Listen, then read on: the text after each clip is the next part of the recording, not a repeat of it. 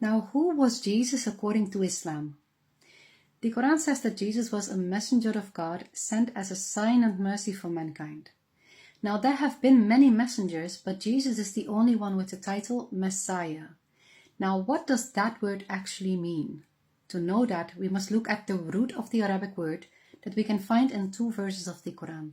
Verse 5.6 that says, wipe your heads, and verse 38-33, where Solomon caresses the skin of a horse. So the idea behind Messiah is to be touched by, right? Now, logically, in the case of Jesus, the interpretation is touched by the metaphorical hand of God, right? Now, keep that visualization in your head. Important. Now, the Quran also says that Jesus was born from a miraculous birth placed in the womb of a virgin mother, and that as soon as he was born, he could speak. Now, that's not normal human baby behavior because we have to develop consciousness and skills and all that.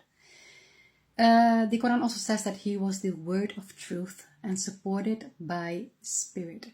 Now, the Arabic word ruh can be interpreted in 2 ways.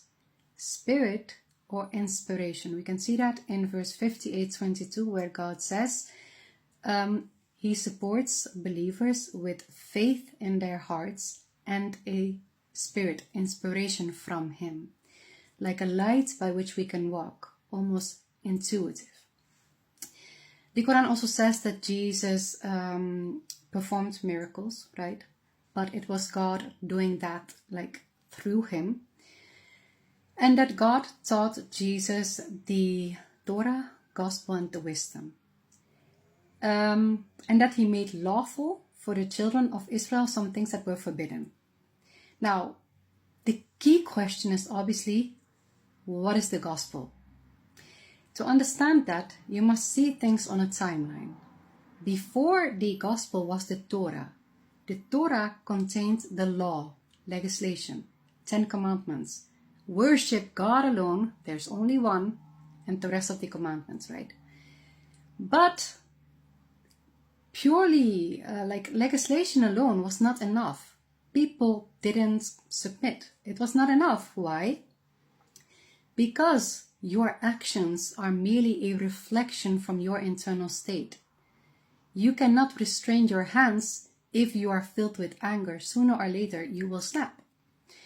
So there was a need for the gospel, where Jesus came to teach that true submission comes from within.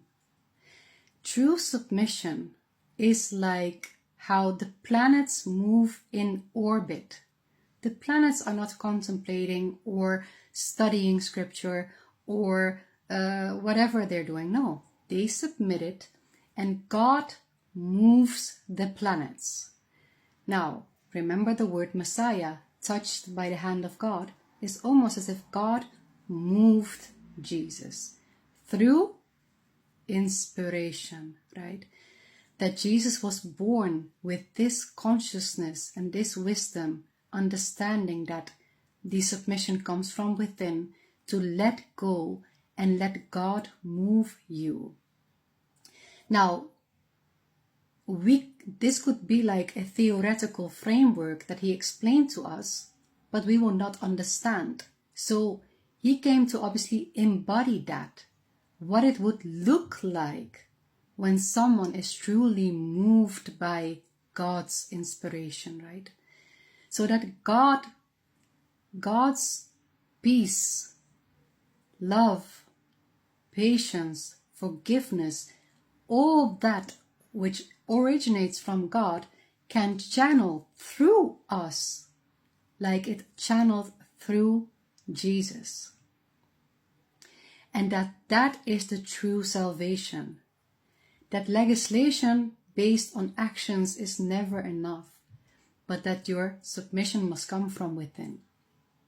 So that you walk on a straight course like the planets run in orbit.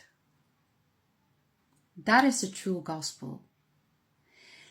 Not the gospel that they wrote later, that salvation lies in blood sacrifice. Like if you think about it, it's plainly satanic.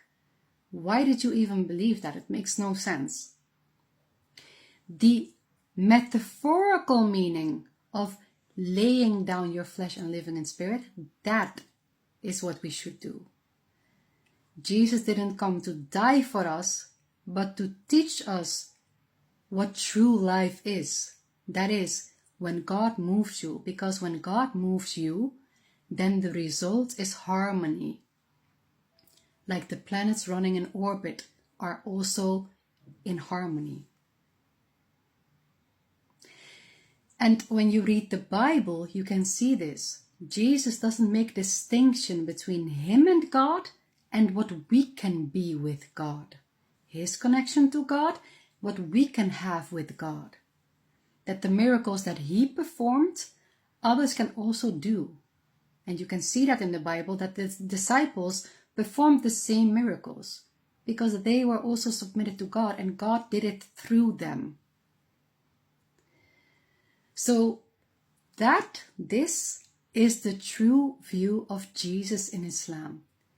He was the sign for mankind to show us what it looks like when someone walks in full submission. The result would be harmony. So as you can see on earth, we are not in harmony. Especially also not those who call themselves Christians.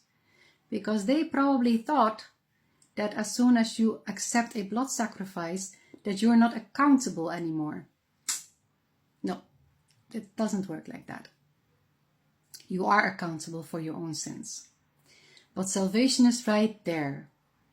Salvation doesn't lie in blood. Salvation lies in submission. Surrender yourself to God and be guided by God's Spirit. Inspiration. Assalamu alaikum. May peace be upon you all.